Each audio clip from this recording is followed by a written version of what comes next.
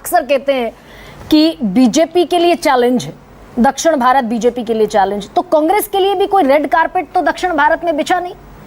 तो दोनों चीजों पर कि बीजेपी के लिए अब 400 पार के नैरेटिव में दक्षिण जरूरी है और दक्षिण में परफॉर्मेंस क्या बीजेपी का रहेगा इस पर नजर, और दूसरा कांग्रेस के लिए भी क्या उतनी मुफीद स्थिति है, क्या कांग्रेस पेनिट्रेट कर पा रही है बीजेपी? पहले तो आप 400 के नैरेटिव में मत फंसिए। 272 चाहिए, 272। ये 400 तो आपके सामने रखा गया है कि आप 272 की बात न करें। विपक्षी जो है वो ये कहें कि 400 तो नहीं, 400 से कम ही आएगी, तो let's not fall into that trap. अब साउथ की हम बात करते हैं, 130 सीटों पे हम मोटे तौर पे कंसंट्रेट करें। अगर हिस्टोरिकली अगर आप देखें, आप सही कह रही हैं कि कांग्रेस के लिए कोई बेड ऑफ रोजेस नहीं है, लेकिन ऐतिहासिक तौर पे अगर आप देखें तो कांग्रेस ने समय समय पे संबल दिया है, साउथ ने संबल दिया है कांग्रेस को।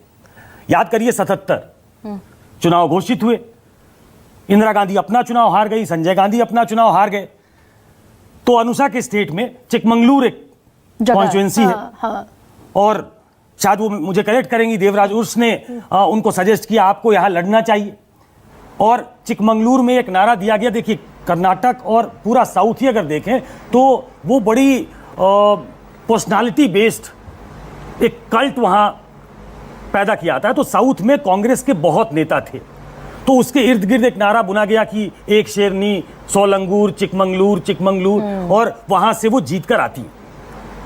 तो उस लिहाज से अगर आप देखें तो साउथ ने जब जब कांग्रेस डाउन एंड आउट रही है उसने साउथ की तरफ रुख किया है, चाहे बेल्लारी से सोनिया गांधी का लड़ना हो, चाहे वायनाड जाकर राहुल गांधी का लड़ना हो।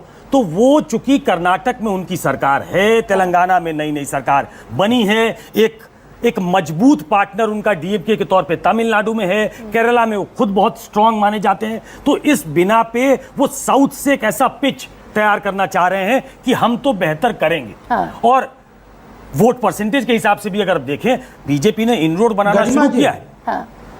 मैं आ रही हूं गोपाल जी, आऊंगी गोपाल जी, अपनी बात मैं खत्म कर लूं। बीजेपी ने वहां इनरोड बनाना शुरू किया है, अपना वोट परसेंटेज बढ़ाया है, लेकिन सीट के टर्म्स में। और इसीलिए मैं संजय जी से पूछ रहा था, उन्होंने कहा कि विद्यार्थी पास करता है कि नहीं। अब पास करने से नहीं, उत्तीर्ण होने से नहीं, क्या फर्स्ट क्लास से होगा क्या जो बाकी जगह, जैसे अनुषा ने कहा कि 10 सीटें तो लूज कर सकती है कर्नाटक में। अब वो गेन जो है वो दिनेश बता रहे हैं कि वो टीडीपी के जरिए वो गेन आंध्रा में हो सकता है। तो अपने लिए जो स्पेस ढूंढने की कोशिश है वो श्रिंक कर जाता है। तो कुल मिलाकर अगर आप देखें तो 130 सीटों में कांग्रेस तेलंगाना में हो सकता है थोड़ा वो ऊपर जाए, वो 3 सीटों पे है, वो ऊपर जा सकती है। दिनेश भी इस तरफ इशारा कर रहे हैं। और अभी मैं तेलंगाना में था तो वहां के जो लोकल जर्नलिस्ट थे वो भी कह रहे थे। बैंगलोर में जब मैं था तो अनुषा भी मेरे साथ थी, वो भी कह रहे हैं कि कर्नाटक में वो ऊपर जा सकते हैं। तो क्या वो फोर्ट होल्ड करेंगे केरला में? क्या वो 8 सीटें जो है वो होल्ड करेंगे तमिलनाडु में? ये बड़ा सवाल है। लेकिन सवाल और एक ये भी है कि जब हम तमिलनाडु की बात कर रहे हैं या हम केरला की बात कर रहे हैं, which is a strong hold of Congress, तो फिर कुछ सीटें फंसती भी हैं क्या? अभय दुबे जुड़ गए हैं, कांग्रेस के राष्ट्रीय प्रवक्ता। अभय, दक्षिण उतना वेलकमिंग कांग्रेस के लिए भी नहीं है। मैं अभी सुकेश से यही पूछ रहे थे।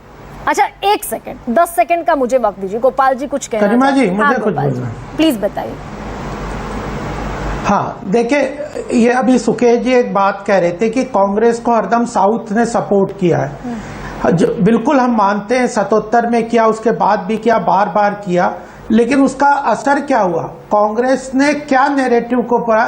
साउथ एंड नॉर्थ डिवाइड की हर बार बात करते हैं। पहली बार इस तरह का एक पूरा मोमेंटम भारत में मोदी जी के नेतृत्व में, चाहे नेशनल एजुकेशन पॉलिसी के माध्यम से हो, तमिल कल्चर के माध्यम से हो, या जो केरला के कल्चरल रिसर्जेंस की बात को लेके हो, या आंध्रा के अंदर डेवलपमेंट के एजेंडा को लेकर। लेकिन गोपाल जी एक बात कहना चाहती हूँ, आर्टिफिशियल डिविजिव उसने तोड़ा है। आपसे ये बहुत महत्वपूर्ण नहीं, लेकिन गोपाल जी, मैंने तो जो दौरों का आंकड़ा पढ़ा वो 10 साल के दौरे हैं। तो 10 यानी कि 14 से लेकर 24 तक, और 10 साल के दौरे मैंने पढ़ा। कर्नाटक में 45, तमिलनाडु में 39, केरल में 25, तेलंगाना में 22 और आंध्र में 15। उसके बाद तो एक रेफरेंडम हो चुका है ना 2019 का, और उसके बाद कई रेफरेंडम हो चुके हैं विधानसभा चुनाव के। लेकिन तो चलिए मैं लौटूंगी, अभय मेरे साथ नहीं है। देखिए आती हूँ गोपाल जी। अभय नहीं, दुबे, बस 5 सेकंड और दे दीजिए। देखिए हाँ। जब दौरे जब होते हैं ना, तो उसी का बिल्डअप है ये नैरेटिव के लिए। आप देखें ना, ग्राउंड लेवल पे हमने संगठन खड़ा किया और नैरेटिव को एक अलग दिशा दी है। ठीक है, और तो क्या उसको- अभय